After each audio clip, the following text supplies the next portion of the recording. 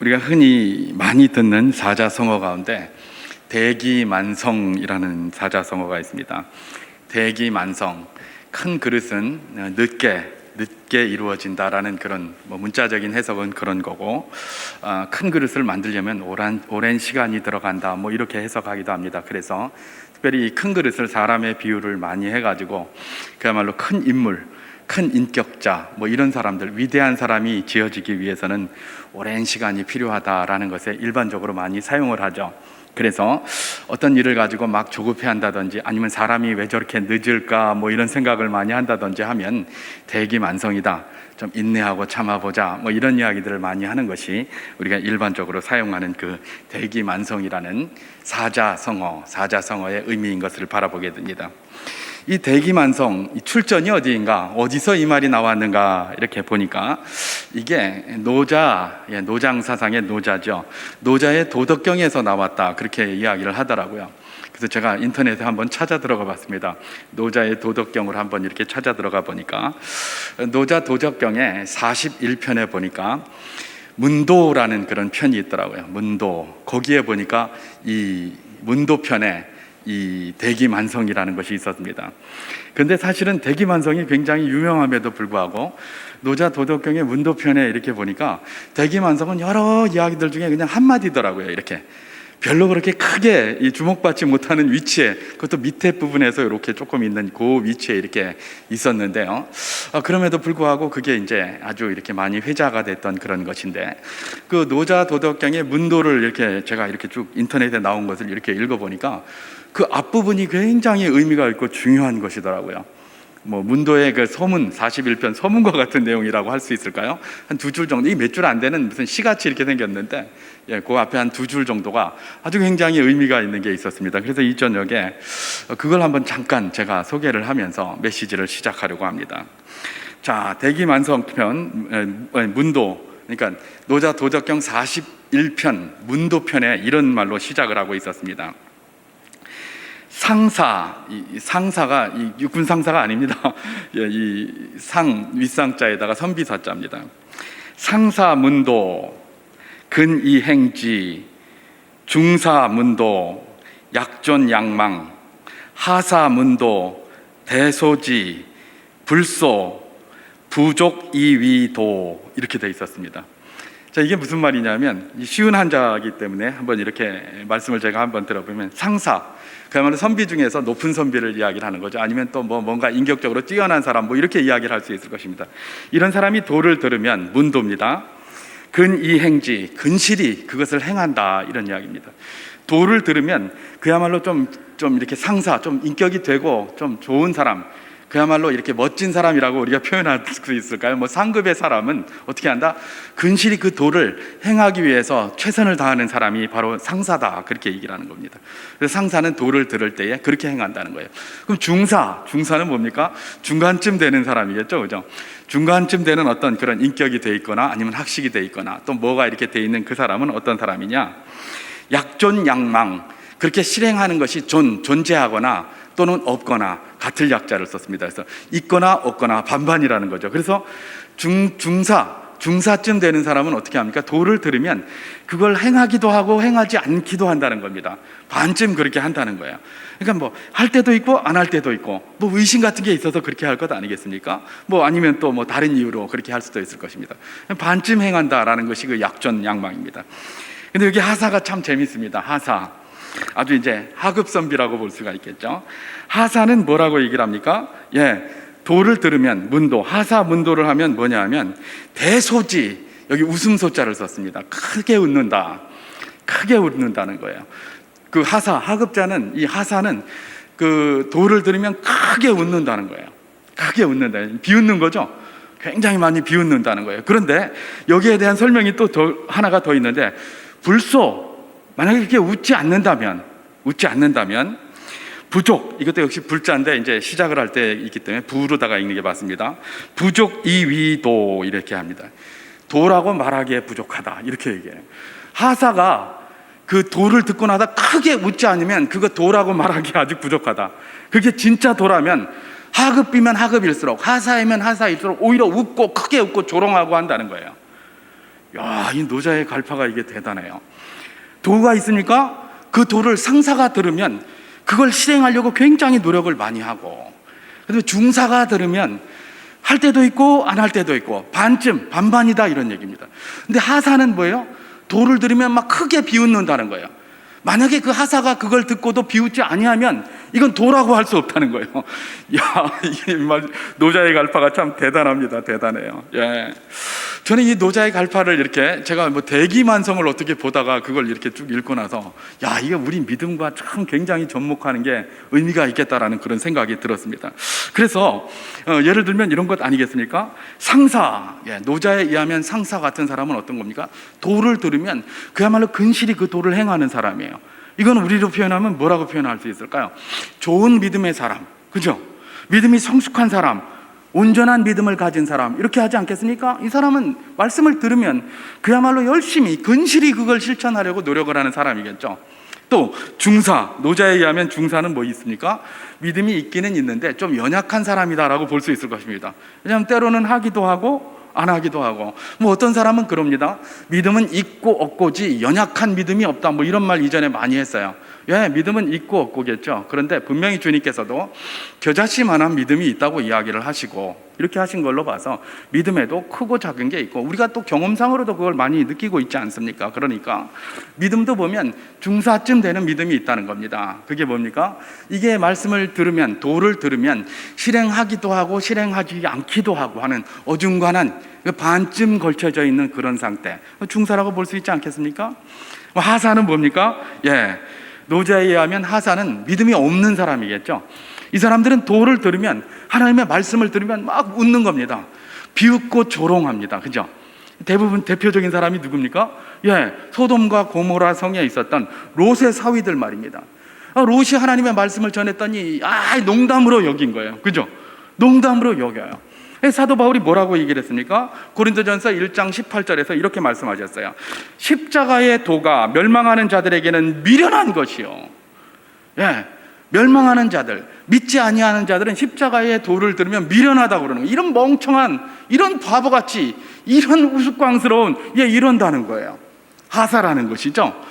그래서 이 노자 도덕경에 나오는 이 프레임, 이 틀이 그야말로 우리 믿음을 설명하는데 굉장히 좋은 틀이 되고 프레임이 되겠구나, 이런 생각이 덜컥 들었습니다. 그래서 저는 우리가 오늘 본문을 읽었는데, 이 본문은 우리가 지난주 수요일에 있었던 그 본문입니다만은, 이 본문을 가지고 이 본문을 이렇게 들여다보면서 이 노자가 이야기했던 상사, 중사, 하사, 각각 어떤 인물인가, 그런 인물들이 이 본문에 나오는 것 같아요. 그래서 제가 이 본문을 가지고 또 그 틀에 한번 맞춰서 잠깐 이 저녁에 여러분과 말씀으로 잠깐 은혜를 나누기를 소망합니다.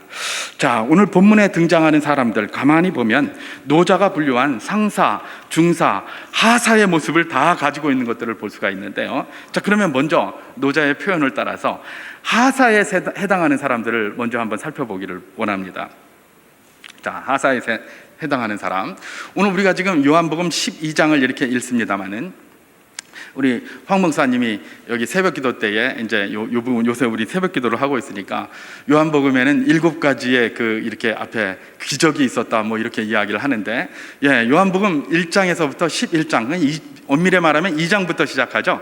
가나 혼인잔치니까 2장부터 바로 요 본문이 있기 전까지 7개의 기적이라고 알려진 기적이 그렇게 행하여졌습니다. 그래서 저는 사실 8개라고 생각하는데 다 주석 같은 데는 7개라고 그렇게 써놨더라고요. 그래서 예를 들면 요한복음 2장에 보면 가나 혼인잔치, 그야말로 물을 포도주로 변화시킨 그런 기적을 행했잖아요. 그죠? 그리고 4장, 요한복음 4장에 보면 고열로 죽게 된 왕의 신하의 아들을 말씀으로 고치시는 기적을 행하셨습니다. 그리고 요한복음 5장에 보면 베데스다 연못가에 38년 된 병자를 또 회복시키시는 그런 기적을 행하셨죠. 그리고 6장에는 그야말로 오병이어의 기적을 행하셨고, 그 다음에 폭풍이 몰아치는 그런 물 위에서 이렇게 걸어가는 기적도 행하셨고, 9장에는 날 때부터 맹인자를 고치셨고, 그 다음에 요한복음 11장에는 유명한 죽은 나사로를 살리는 기적 뭐 이렇게 행하셨어요. 그래서 이걸 가지고 해서 7개다 그렇게 이야기를 하는데 그게 굉장히 큰 의미가 있습니다만은 저는 또 하나 더 할 수 있다고 생각해요. 우리 이 본문 바로 앞부분 요한복음 12장 앞부분에 보면은 주님께서 기도하실 때 막 천둥 소리가 막 내리고 막 그러잖아요. 이것도 사실 굉장한 기적 아니겠습니까? 뭐 기적이라고 하면 그거보다 더 좋은 기적도 없을 텐데요. 어쨌든 7개의 기적이라고 주석가들이 표현하는 것들이 이미 앞에 쭉 나와 있었습니다. 자, 그래서 이 유대인들은 뭡니까? 늘 주님을 따라다니면서 뭐라고 얘기를 합니까? 기적을 보여달라, 기적을 보여달라 늘 그랬어요. 그런데 사실은 뭐예요? 주님께서 이미 7개나 기적을 보이신 거예요. 7개나 기적. 이분들은 뭐라고 했냐? 주님을 늘 따라다니면서 하늘에서 오는 기적을 보여달라, 그 표적을 보여달라, 그러면 내가 믿겠노라, 그렇게 얘기를 했어요. 그런데 주님이 지금 몇 개를 보이신 거예요? 7개를 보이신 거예요. 여러분, 7개는 뭐예요? 완전수예요. 그죠? 충분히 보이셨다는 거예요. 뭐 딱 7개가 아니라 그야말로 여기에 기록되지 않은 것, 사도 요한이 기록한 것처럼 여기에 주님이 행하신 일을 다 기록하기에는 하늘이라도 바닷속이라도 그걸 다 감당하지 못할 정도로 많아요. 그 중에 일부만 기록된 거예요. 자, 그걸로 봤을 때 7개 정도를 기록했다면 굉장히 충분히 기록되지 않은 더 많은 것들이 얼마든지 거기 있었다는 것이죠. 그러니까 너무나 많은 그런 표적을 본 거예요. 그랬으면 그들이 말하는 게 뭐였습니까? 원래 기적을 보여주면 내가 믿겠다 그랬으니 이 정도 기적 좀 보여주면 믿어야 될 것 아닙니까? 근데 오늘 본문 37절은 뭐라고 시작하고 있습니까? 이렇게 시작하고 있습니다. 이렇게 많은 표적을 저희 앞에서 행하였으나 그를 믿지 아니하니, 그렇게 얘기를 합니다. 이렇게 많은 표적들, 그야말로 그냥 그 중에 추려도 7개나 되는 이런 기적을 행하였음에도 불구하고 충분한, 완전한 수의 충분한 만큼의 그런 기적을 행하였음에도 불구하고 이들은 뭐예요? 주님을 믿지 않았다는 거예요. 메시아로 믿지 않았다는 거예요. 아무리 증거를 대도 그것 증거라고 인정을 안 하더라는 거예요. 이게 바로 무엇입니까? 이 하사들의 특징이에요. 이야기를 하면 웃어요, 비웃어요. 눈으로 보면서도 증거를 대라고 해서 증거를 댔는데도 막 웃고 비웃고 말도 안 되는 소리 또 내라 또 내라 계속 또 내라 이렇게 얘기를 하는 것이죠. 예. 참 우리가 이걸 딱 보자마자 느끼는 느낌이 뭡니까? 참 어리석고 개탄스러운 느낌입니다. 그런데 이 개탄스럽고 어리석은 느낌이 하사에게는 너무 자연스러워요. 이게 뭐 이상한 게 아니에요. 너무 자연스러워요. 그래서 오늘 본문에 인용이 됐습니다마는 사도 요한은 뭐를 인용한 겁니까? 이사야서, 지금 이 일이 약 700년 전에 예언되었던 이사야서 6장 10절 말씀, 또 이사야서 53장 1절 말씀을 그렇게 인용을 하면서 여기서 기록하고 있죠. 그래서 53장 1절 말씀을 뭐라고 얘기를 합니까? 이는 선지자 이사야의 말씀을 이루려 하심이라. 이르되 주여 우리에게서 들은 바를 누가 믿었으며 주의 팔이 누구에게 나타나나이까 하였더라. 이렇게. 그러니까 이 사람들이 이렇게 될 걸 이미 700년 전에 이사야가 예언을 한 거예요. 그 사람들은 그렇게 된다, 그렇게 된다. 그리고 말입니다, 놀랍게도 39절 40절에는 이렇게 또 기록되어져 있습니다. 이것은 이사야서 6장 10절을 사도 요한이 인용을 한 건데요, 그들이 이렇게 타는 태도를 가지게 된 게 말씀을 이루려 하는 것일 뿐만 아니라 그 말씀을 이루려 하게 된 그 이유가 뭐다? 이렇게 이야기를 하고 있습니다. 39절 40절을 봉독합니다. 그들이 능히 믿지 못한 것은 이 때문이니 곧 이사야가 다시 일렀으되 그들의 눈을 멀게 하시고 그들의 마음을 완고하게 하셨으니 이는 그들로 하여금 눈으로 보고 마음으로 깨닫고 돌이켜 내게 고침을 받지 못하게 하려 함이라 하였음이더라. 이렇게 이야기를 합니다. 그들이 그냥 막 어떻게 합니까? 이 말씀을 자세히 들여다보면 좀 오해를 하기가 굉장히 쉬운데 말입니다. 뭐예요? 그건 이미 이전부터 예언이 돼 있었고 이들이 이렇게 하는 것들은 그렇게 자연스럽게 이미 예언되어 있고 이미 전제되었던 그런 하나님의 말씀이 이루어지는 것이었으니 새로울 것도 없다, 이런 이야기를 하는 겁니다. 하사들이 뭐예요? 주님의 말씀을 보면 조롱하고 웃고 모욕하고 말도 안 듣고 아무리 증거를 갖다 대도 그것을 갖다가 믿지도 않을 것이다라는 건 이미 예언됐다는 거예요. 자, 그런데 가만히 보면 이사야서 6장 10절을 인용한 이 사도 요한의 말이 좀 특이해 보입니다. 다시 한번 제가 읽습니다. 39절 40절을. 그들이 능히 믿지 못한 것은 이 때문이니 곧 이사야가 다시 일렀으되 그들의 눈을 멀게 하시고 그들의 마음을 완고하게 하셨으니 이는 그들로 하여금 눈으로 보고 마음으로 깨닫고 돌이켜 내게 고침을 받지 못하게 하람이라 하였음이더라. 이렇게 인용을 했습니다. 여러분, 이거 가만히 읽어보면 말입니다, 마치 하나님께서 그들의 눈을 멀게 하시고 그들의 마음을 완고하게 하시고 그렇게 하신 것 같아요. 고침 못 받게. 그죠? 하나님이 그렇게 하신 거예요. 우리 저기 출애굽기에 보다 보면 바로의 마음을 강팍하게 하시고 완고하게 하셨다 그러잖아요. 하나님께서 막 바로가 좀 안 하려고 하는데 하나님께서 막 마음을 강팍하게 해가지고 거부하게 만들고 말씀 안 듣게 만들고 이렇게 들려요. 그죠? 그러니까 이게 참 굉장히 이게 중요한 부분인데, 뭐 이렇게 그야말로 믿지 않는 사람들이 보면 무슨 하나님이 이런 사람이 있어, 이런 하나님이 있어 이렇게 얘기를 해요. 그야말로 저기 뭡니까? 저기 아리우스 뭡니까? 저기 그 영지주의의 그 태도 같은 이런 사람들은 뭐라고 이야기를 하느냐? 이 사람은 하나님은 데미우르게 하나님이다. 왜요? 봐라, 열심히 회개하려고 하는데 못하게 마음 강팍하게 막 만들고 말이다. 이렇게 하니 이게 무슨 하나님이냐? 그리고 사람을 이렇게 막 죽이고 강팍하게 한다고 다 죽이고 이게 뭐냐 이런 얘기입니다. 지금 여기도 가만히 이 말씀을 가만히 들여다보면 이 하사들이 조금 예수님을 믿으려고 이렇게 하려고 하는데 자꾸 하나님께서 그들의 눈을 멀게 하고 그들을 강팍하게 하기 때문에 이렇게 된 것처럼 느껴져요. 굉장히 오해될 가능성이 높아요. 그죠? 이게 아니죠. 그럼 무엇입니까? 여러분, 요한이 여기 인용한 것들은 보다 정확하게 알기 위해서는 누구의 인용을 봐야 되겠습니까? 똑같은 내용, 똑같은 이사야서 6장 9절 10절을 예수님께서 인용하셨어요. 그럼 예수님이 어떻게 인용하셨는가? 예수님이 인용하신 것을 보면 그 의미가 정확하게 드러납니다. 그 인용이 어디 나오냐면 마태복음 13장 14절에서 15절까지 말씀입니다. 제가 봉독해 보도록 하겠습니다. 이사야의 예언이 그들에게 이루었으니 일렀으되 너희가 듣기는 들어도 깨닫지 못할 것이요 보기는 보아도 알지 못하리라. 이 백성들의 마음이 완악하여져서 그 귀는 듣기에 둔하고 눈은 감았으니 이는 눈으로 보고 귀로 듣고 마음으로 깨달아 돌이켜 내게 고침을 받을까 두려워함이라 하였더라. 지금 이 백성들이 어떤 거예요? 요한은 이사야를 인용을 하면서 하나님께서 그들의 눈이 멀게 하고 고치지 않게 하셨다 이렇게 이야기를 이런 식으로다가 뉘앙스로 인용을 하는데 주님은 그렇게 인용하지 않죠. 어떻게 인용합니까? 이 백성이 눈을 감고 말이죠, 귀를 틀어막고 고침을 받을까 봐 오히려 두려워한다는 거예요. 그래서 그렇게 했다는 거예요. 그래서 이런 식으로 안 듣고 무조건 막 딴소리 했다 이렇게 이야기를 하고 있는 것이죠. 여러분, 주님의 인용이 정확한 인용입니다. 왜냐하면 그분은 하나님이시기 때문에 그래요. 우리 주님께서는 뭐라고 얘기를 하시는 겁니까? 하나님께서 그들의 눈을 감기를 믿으려고 하는데 못 믿게 하고 귀를 틀어막고 그런 게 아닙니다. 이들은 자기들이 스스로 눈을 감고 귀를 막고 그 도가 들려도 안 들으려고 하고 변하지 않으려고 하고 고침받지 않으려고 하고 막 이랬다는 거예요. 여러분, 이런 대표적인 모습이 어디 나옵니까? 사도행전 7장에 보면 나옵니다. 사도행전 7장에 보면 스데반의 순교에 대한 기록이 되어 있는데 7장 57절에서 58절을 보면 뭐라고 이야기가 나와 있습니까? 그들이 큰 소리를 지르며 귀를 막고 일제히 그에게 달려들어 성 밖으로 내치고 돌로 칠세 이렇게 되어 있어요.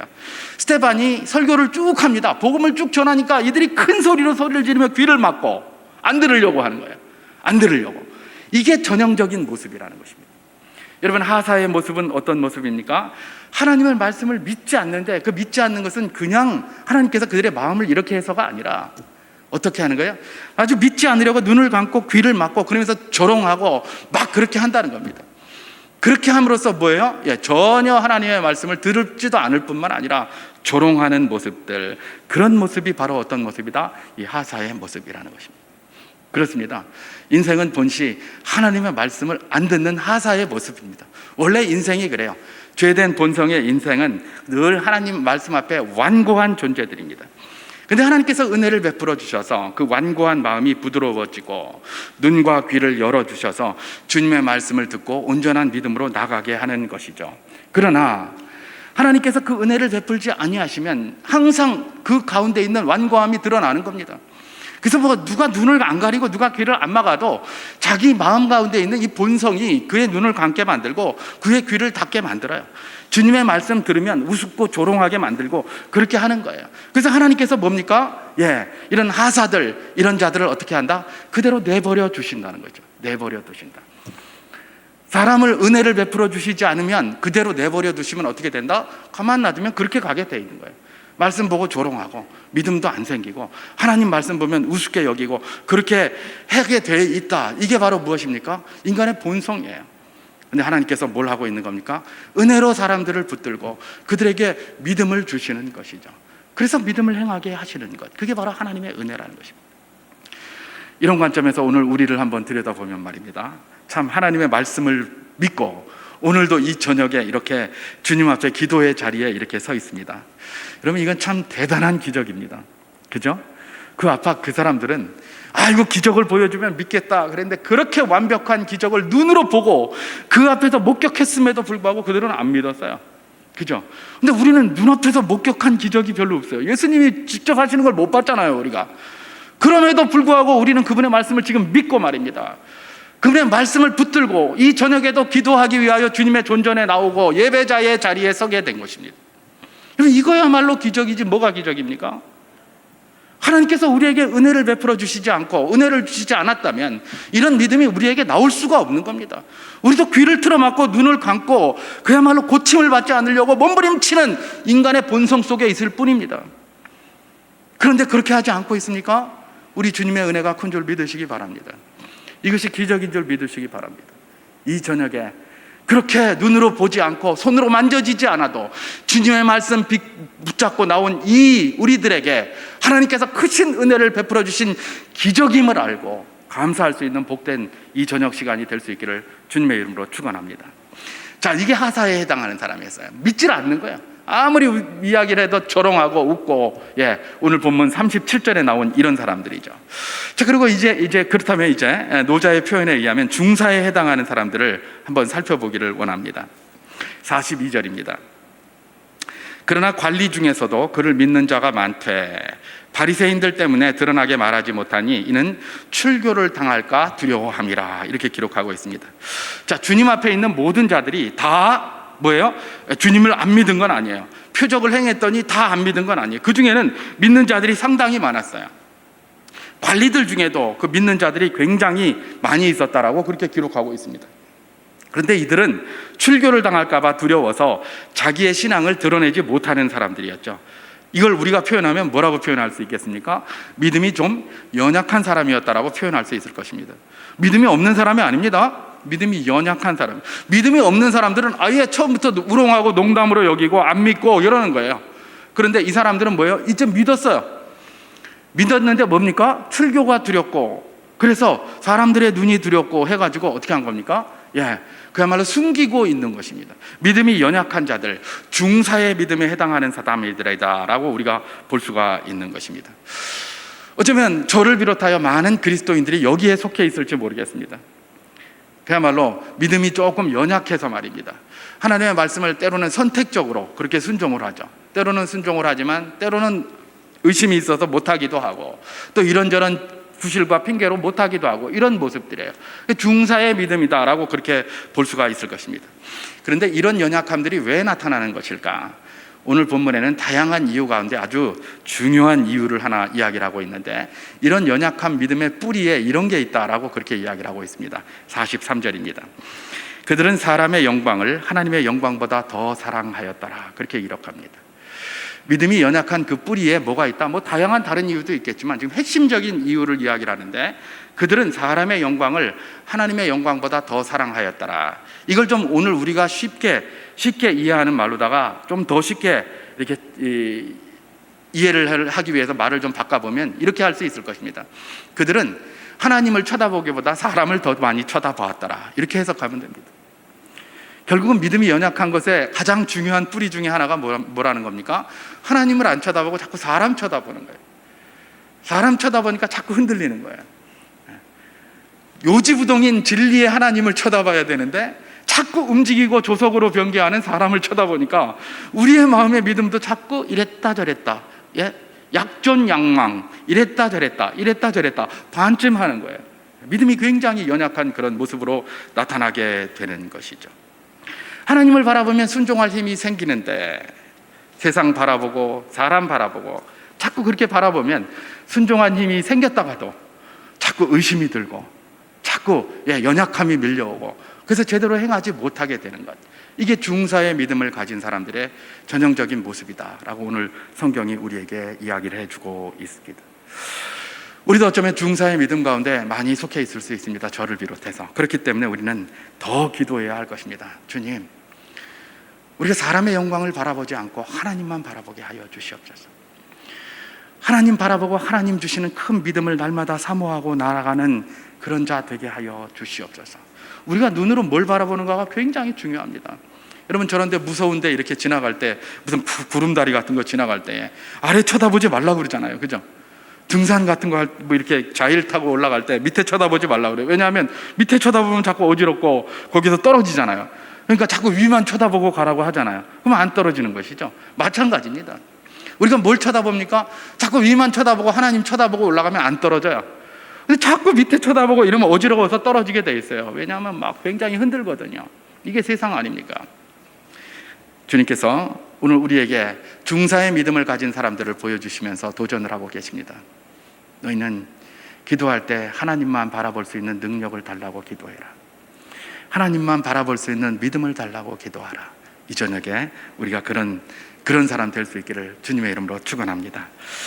마지막으로 한 가지만 더 살펴보면, 노자의 표현에 의하면 상사에 해당하는 사람을 우리가 이제 살펴봐야 할 것입니다.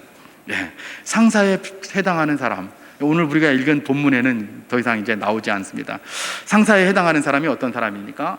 도를 들었습니까? 하나님의 말씀을 들었습니까? 그러면 근실히 그것을 행하기 위해서 몸부림치면서 살아야 되는 것이죠. 어디까지 우리가 몸부림쳐야 될까? 에베소서 4장 13절에서는 이런 말씀을 기록하고 있는 것을 우리가 볼 수가 있습니다. 우리가 다 하나님의 아들을 믿는 것과 아는 일에 하나가 되어 온전한 사람을 이루어 그리스도의 장성한 분량이 충만한 데까지 이르리니. 그리스도의 장성한 분량, 우리 주 예수 그리스도가 행하신 것은 우리가 읽지는 않았지만 44절에서부터 50절까지 요한복음 뒷부분에 쭉 나와 있습니다. 근데 주님은 뭐 상사의 믿음이라고 말할 수가 없죠. 그분은 하나님이 하신 것과 똑같아요. 도 그 자체예요. 말씀 그 자체예요. 그 완전한 거예요. 상사는 뭐예요? 완전한 것이 아니라 그 완전을 향해서 열심히 나아가는 자가 상사 아닙니까? 그러니까 주님의 그 장성한 분량까지 열심히 나아가는 그런 자가 어떤 자다? 상사의 자다. 상사의 믿음을 가진 자다라고 볼 수가 있는 것입니다.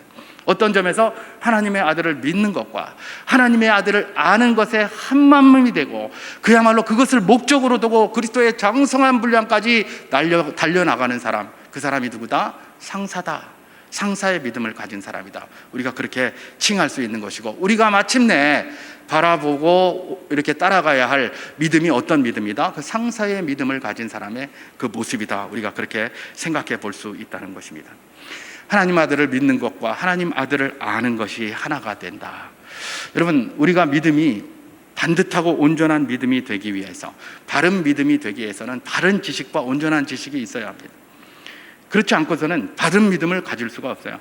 세상에 믿는 사람들 굉장히 많아요. 이 주변에도 뭐 이단을 따라가는 사람 얼마나 많습니까? 그들은 믿음은 참 좋아요. 근데 그건 바른 믿음이 아니에요. 믿음이 다 좋은 것이 아니라, 믿음을 갖는데 좋은 믿음은 어떤 좋은 믿음입니까? 바른 지식에 세워진 바른 믿음이어야 한다.